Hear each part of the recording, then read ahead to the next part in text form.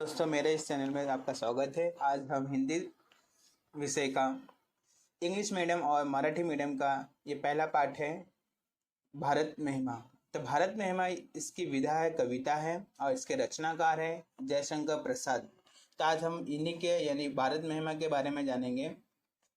भारत महिमा यानी इनके रचनाकार कौन है? जयशंकर प्रसाद। तो आप सभी को याद होना चाहिए उनकी जो जन्म हुआ है वो 1890 में वाराणसी में यानी उत्तर प्रदेश, और मृत्यु हुई है 1937 में वाराणसी उत्तर प्रदेश में। तो चलिए स्टार्ट करते हैं भारत महिमा। तो आप सभी को पता है हमारे भारत महिमा बहुत ही निराली है।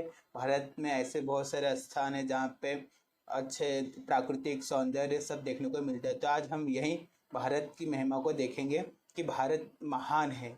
तो देखते हैं, शुरू करते हैं। हिमालय के आंगन में उसे किरणों का दे उपहार, उषा ने हंस अभिनंदन किया और पहनाया हीरक हार। यानी यहाँ पे इन्होंने ये दिया है, बताया है कि हिमालय के आंगन में यानी जो हिमालय है उसके आंगन में किरणों का दे उपहार यानी किरणों का उपहार आता है, और उसे उषा हंस अभिनंदन किया है यानी उषा ने क्या किया है? अभिनंदन किया है। और क्या पहनाया? हीरो का हार।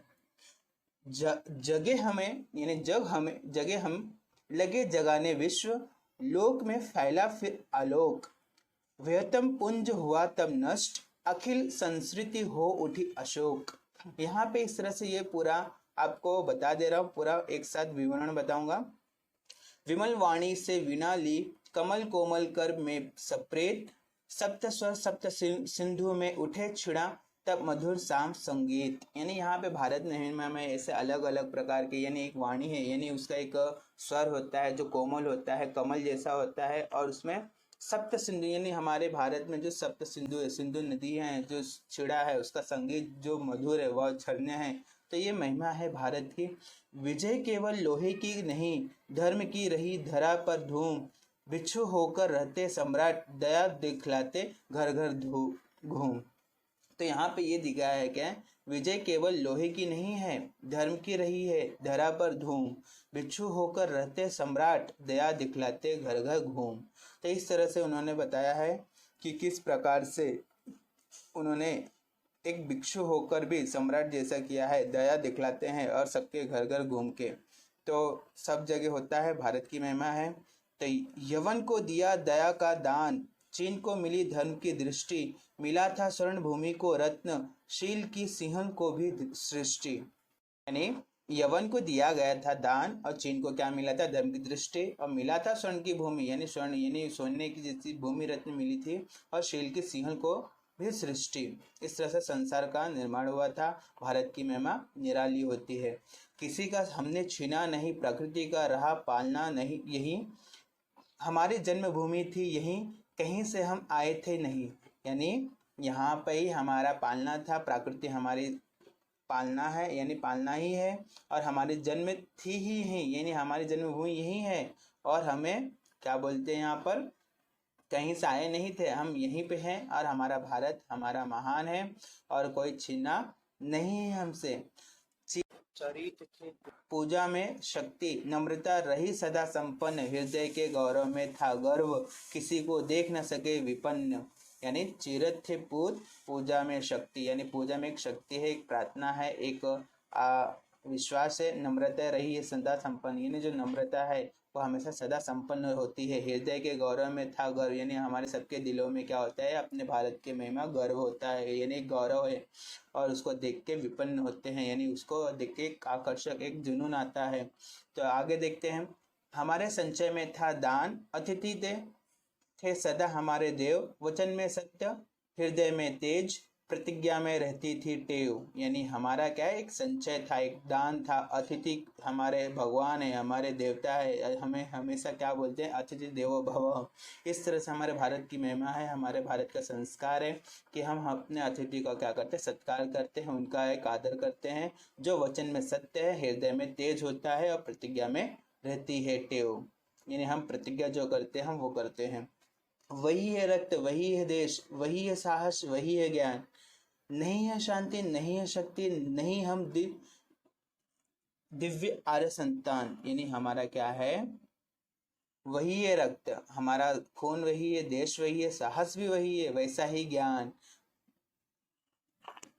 शक्ति भी वही है, वही शक्ति है, वही हम दिव्य आर्य संतान यानी हम आर्य के संतान हैं, उनके पुत्र हैं, वही है हमारी भारत यानी भूमि है, महिमा है।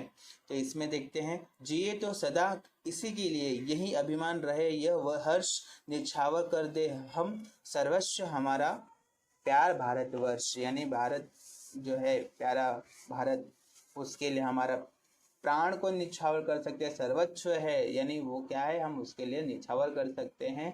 हाँ, सदा के लिए अभिमान होना चाहिए। भारत हमारा देश है, हमारा महान देश है, उसके लिए हमें हमेशा तत्पर होना चाहिए। इस भारत के ऊपर कोई आँच नहीं आना चाहिए। तो यानी जो हमारे कवि है, उन्होंने एक बताया है, अपने देश के गौरवशाली अतीत का सजीव वर्णन किया है इसमें। यानी कवि का कहना है कि हमें अपने देश पर गर्व करते हुए उसके प्रति अपना सर्वस्व यानी सर्वस्व निछावर करने के लिए हमेशा तत्पर रहना चाहिए। यानी कोई भी आ चाहे तो हमें उसका डटकर सामना करना चाहिए। यानी हमारी भारत की महिमा बहुत निराली है, क्योंकि आप सभी को पता है कि हमारे भारत की रक्षा के लिए हमारे बॉर्डर पे हमारे सैनिक लोग तैनात होते हैं, वो हमारी रक्षा करते हैं।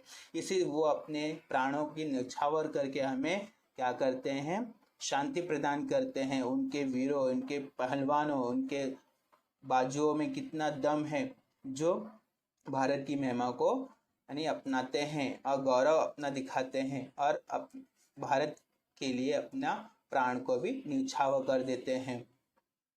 में कुछ शब्द संसार है, उसके बारे में देखेंगे। जो कुछ शब्द हैं, उपहार का अर्थ होता है भेंट, हीरक हार का अर्थ होता है हीरो का हार, आलोक मतलब प्रकाश, व्योम यानी आकाश, तम यानी अंधेरा होना, संस्कृति यानी संसार, विपन्न यानी निर्धन, टेव यानी आदत, यवन यानी यूनानी।